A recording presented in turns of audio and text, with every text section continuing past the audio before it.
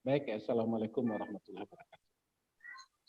Waalaikumsalam warahmatullahi wabarakatuh. Bu Ulfi Hamadah ya? Iya Pak.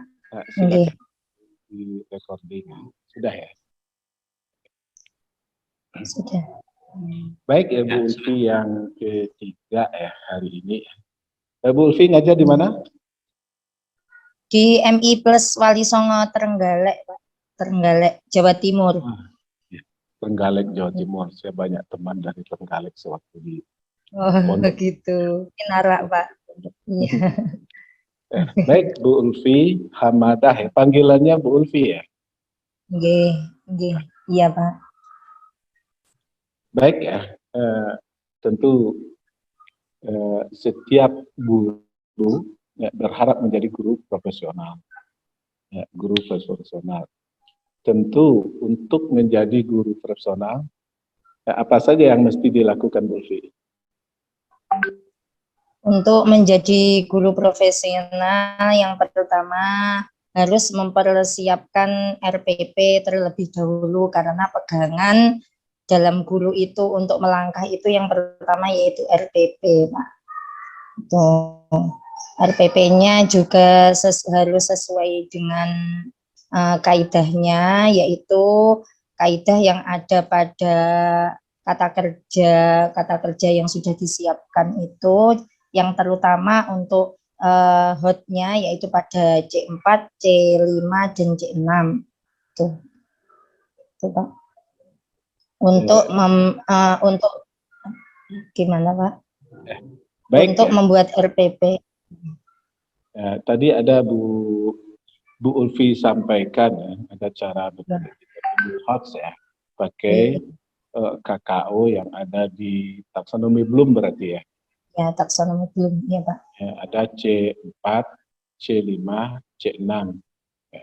Berarti kalau tidak pakai kata kerja operasional sesuai dengan KKO di C4, C5, C6, kira-kira bagaimana pembelajarannya?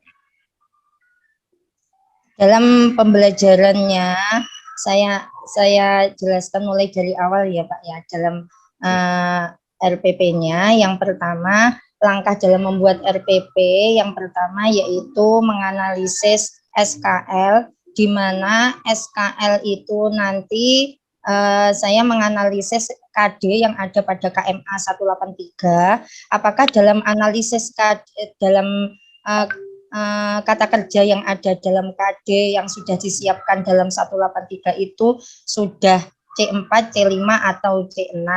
Kalau di situ masih C3, berarti setelah itu kami membuat indikator, di mana indikatornya itu harus sesuai dengan C4, C5 atau C6. Itu disesuaikan dengan tingkat kemampuan yang ada pada tingkat MI. Kadang anak MI itu C4, kadang C5 juga bisa, kadang C6 itu berat. Jadi ada kadang yang pengetahuannya itu bisa C4, C5, ada yang keterampilannya bisa C6 di situ. Setelah itu setelah membuat indikator di situ disesuaikan dengan taksonomi Bloom tersebut, terus tujuannya juga harus sama. Ketika indikatornya C4, C5, C6, tujuannya juga harus C4, C5, dan C6. Di mana tujuannya itu harus berbentuk ABCD, yang ABCD itu harus ada kata kerjanya, ada yang peserta didiknya, ada degree-nya, baik dan benarnya, ada apa yang harus dilakukan setelah mengamati video. Contohnya setelah mengamati video, anak peserta didik harus bisa menganalisis isi kandungan surat Al-Qadar dengan baik dan benar. Itu termasuk sudah dalam tujuannya sudah ada ABCD-nya. Setelah itu dalam implementasinya dalam kegiatan inti di situ juga harus berdasarkan KD, indikator, dan tujuan yang ada. Yang pertama yaitu di situ sudah ada literasi. Di sini menerangkan RPP saya. Cukup Bu Ulfi. Cukup Bu Ulfi ya. Baik ya Bu Ulfi ya, tentu seorang guru harus istilahnya menguasai beberapa kompetensi. Ya. Di antara kompetensi yang harus dikuasai oleh guru adalah kompetensi pedagogik ya. Iya Pak. Ya, kira-kira maksud dari kompetensi pedagogik itu apa Bu Ulfi? Harus dalam kompetensi pedagogik itu kita harus mempelajari apa yang harus bisa, maksudnya harus bisa teori apa yang harus bisa kita kuasai untuk mengimplementasikan pembelajaran. Contohnya teori PBL atau PJBL ataupun yang lainnya, yang dimana dalam PPG di sini kita dikuatkan untuk PBL ataupun PJBL. Setelah itu kita harus juga menguasai media ataupun media pembelajaran ataupun materi ajar yang harus disiapkan, ataupun LKPD-nya ataupun modul dan yang sebagainya. Itu tingkat profesi pedagogiknya dalam guru. Berarti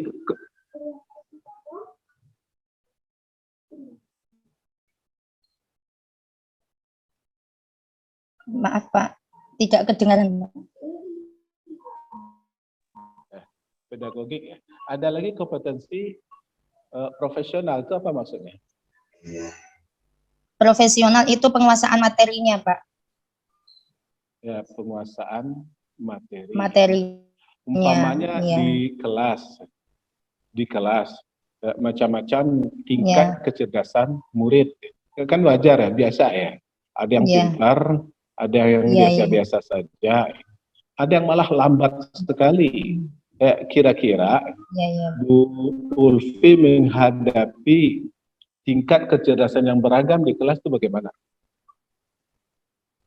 Dalam sistem penilaian HOT itu ada 3 Pak.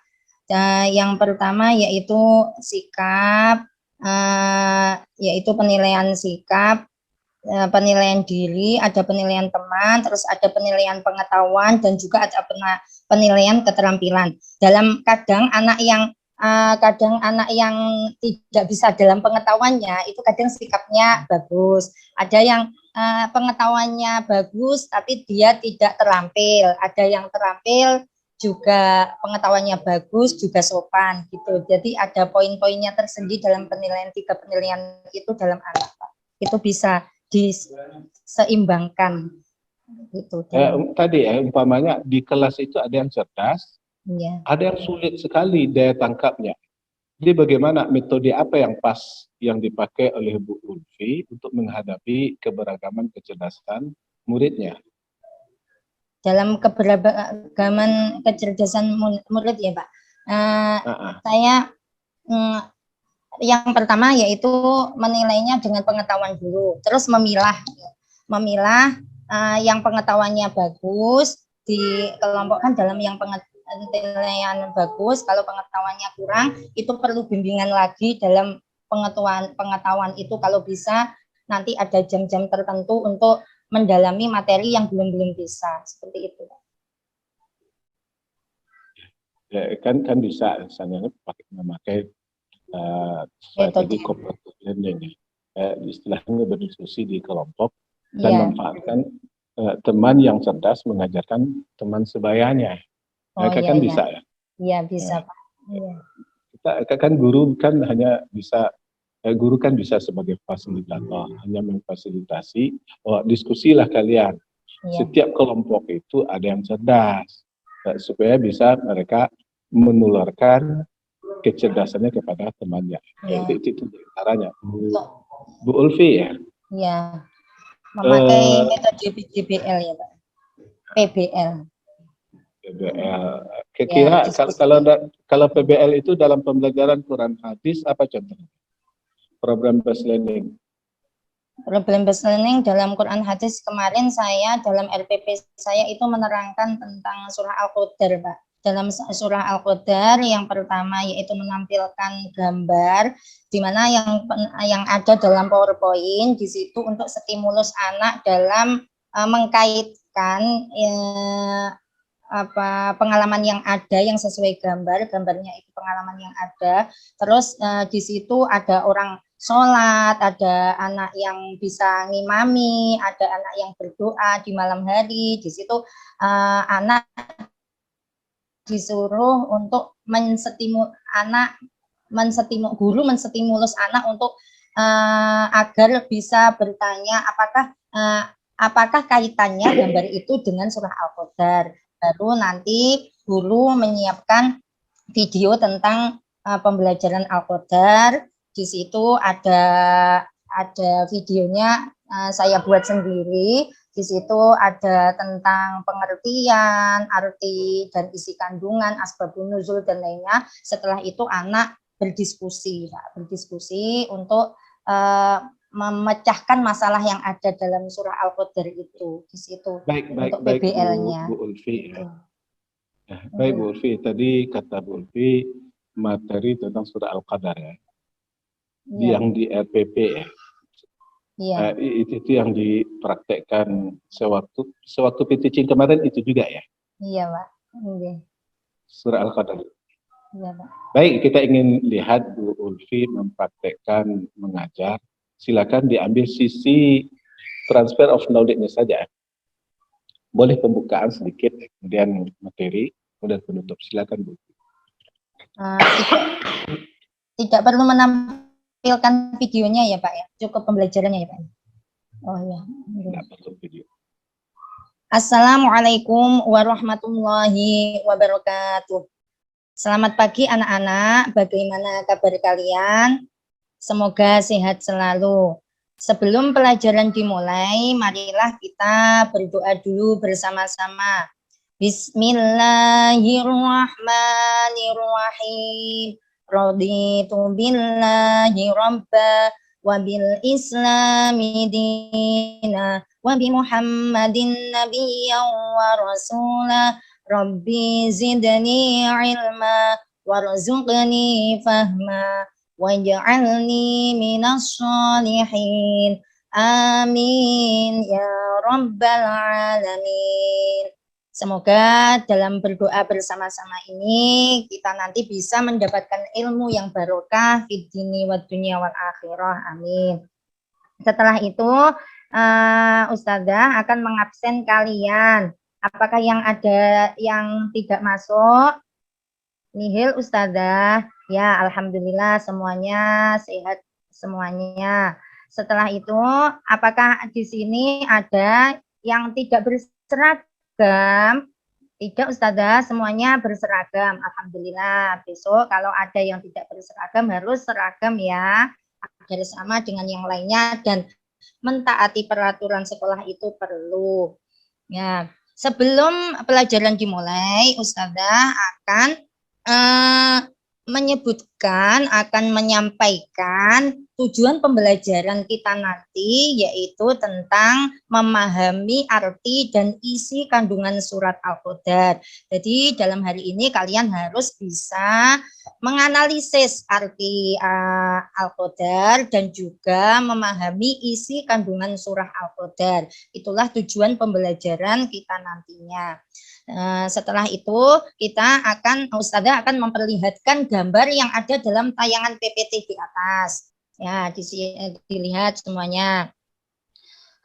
Ada yang bisa gambar pertama menerangkan tentang apa?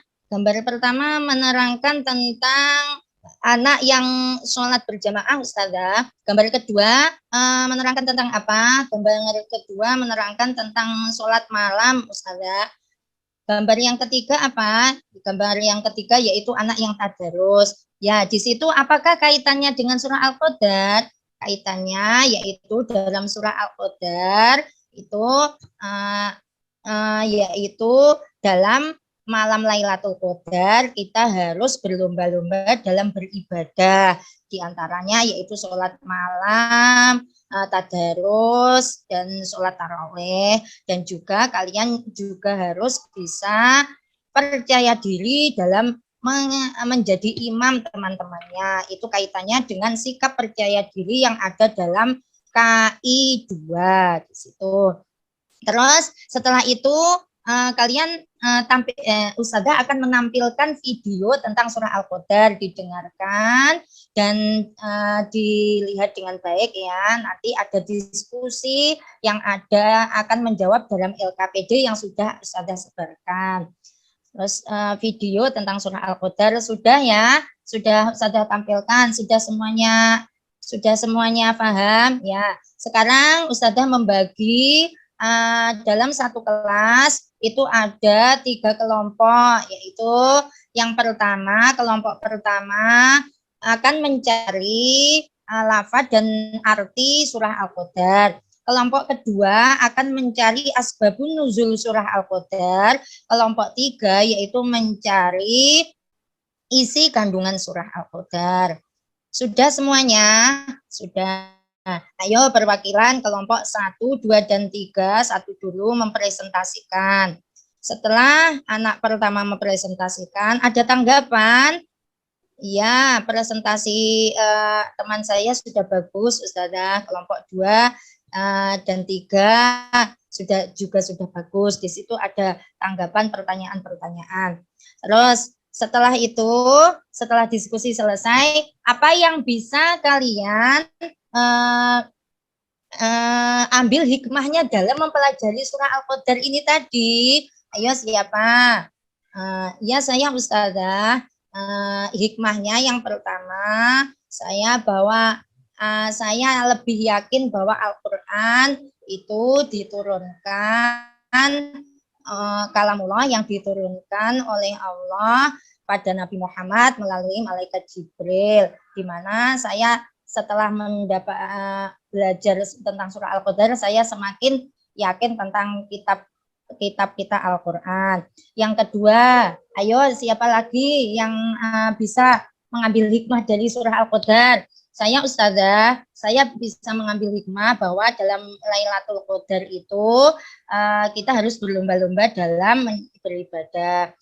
Ada lagi, ya Ustazah, apakah kita dalam beribadah hanya pada malam Lailatul Qadar? Tentunya tidak Ustazah, kita juga harus beribadah di setiap malam-malam sepertiga malam. Ya, itulah hikmah dalam pembelajaran kita ini nanti dalam surah Al-Qadar. Sekarang tadi dalam pembukaan Ustazah sudah pretest, sekarang dalam penutupan Ustazah post-test ya. Bagaimana nilai kalian? Apakah sudah lebih dari pretest tadi? Alhamdulillah nilainya sudah bagus, berarti dalam pertemuan kali ini kalian sudah memahami arti dan isi kandungan surah Al-Qadar dengan baik. Marilah kita tutup pembelajaran pada hari ini dengan bacaan hamdalah, alhamdulillahirabbil alamin. Itu dari Ustazah. Itu. Syukran Bu Ulfi, alhamdulillah. Mudah-mudahan tetap sukses selalu dalam dunia pembelajaran, karena memang di antara tujuan PPG adalah untuk meningkatkan kualitas kita dalam pembelajaran, mudah-mudahan menjadi guru yang profesional. Terima kasih Bu Urfi. Kita cukup Pak doanya. Sama-sama. Doakan juga kita semuanya teman-teman yang mudah-mudahan sukses berjamaah, bahagia selalu. Sehat selalu Pak. Silakan Bu Ulfi ya, sudah selesai, dituntaskan recordingnya ya. Assalamualaikum warahmatullahi wabarakatuh. Oke, assalamualaikum. Waalaikumsalam. Di kampus nih. Oke, halo Bu Hamidah. Iya Bapak. Oke, silakan baca Quran. Diambil Quran, baca Quran. Juz berapa Bapak? Baca aja surat At-Taubah, surat 9. Juz 9. Surat At-Taubah, mulai dari 10.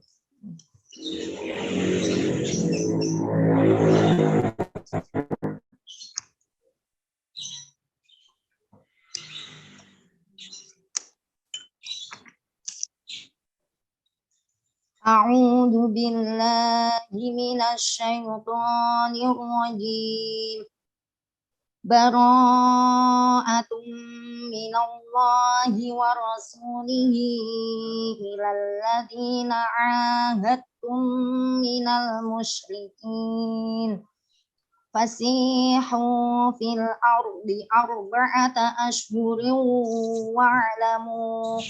wa'lamu annakum ghairu mu'jizillahi wa annallaha mukhzil kafirin wa adhanum minallahi wa rasulihi ilan nasi yawmal hajjil akbari annallaha bari'um minal musyrikin wa rasuluh fa in tubtum fahuwa khairul lakum wa in tawallaitum fa'lamu annakum ghairu mu'jizillah wa basyiril ladzina kafaru bi'adzabin alim illal ladzina ahadtum minal musyrikin thumma lam yanqusukum syai'an wa lam yudhahiru 'alaikum ahadan fa'atimmu ilaihim 'ahdahum ila muddatihim innallaha yuhibbul muttaqin فإذا سلخ الأشهر الحرم فاقتلوا المشركين حيث وجدتموهم وخذوهم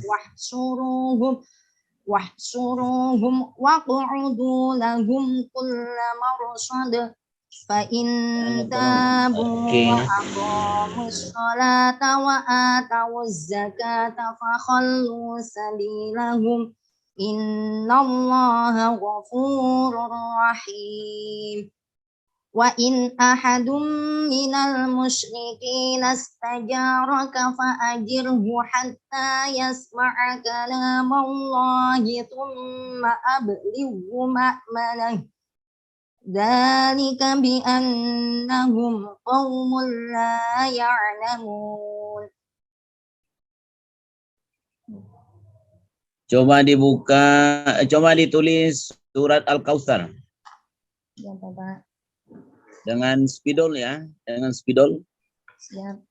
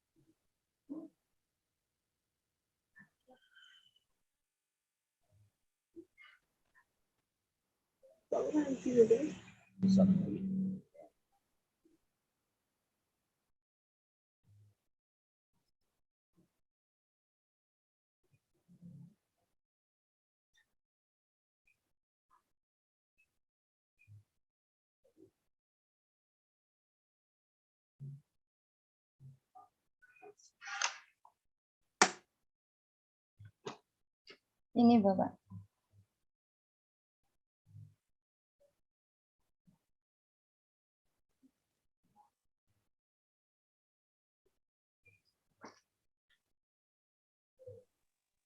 Ya, baik Bu Hamidah, Bu Ulfi ya, Bu Ulfi. Silakan ngajar 7 menit saja, 7 menit. Assalamualaikum warahmatullahi wabarakatuh. Bagaimana kabar kalian anak-anak? Semoga sehat selalu. Sebelumnya marilah kita berdoa dulu ya anak-anak. Berdoa bersama-sama. Bismillahirrahmanirrahim. Raditu billahi rabba wa bil islami dina wa bi Muhammadin nabiyyan wa rasula. Rabbi zidni ilma warzuqni fahma waj'alni minas sholihin. Amin. Dengan berdoa semoga pelajaran hari ini kita bisa mendapat ilmu yang barokah fid dini wad dunya wal akhirah. Amin. Sekarang Ustazah akan mengabsen kalian. Ada yang tidak masuk? Semuanya masuk Ustazah. Alhamdulillah sehat semuanya. Sekarang ada yang tidak pakai seragam. Semuanya sudah pakai seragam Ustazah. Ya, alhamdulillah sudah rapi semuanya. Sekarang Ustazah kemarin anak-anak belajar apa sebelum hari ini? Kemarin kita belajar surah Al-Alaq. Ada yang masih ingat? Ya Ustazah, surah Al-Alaq. Ada berapa ayat?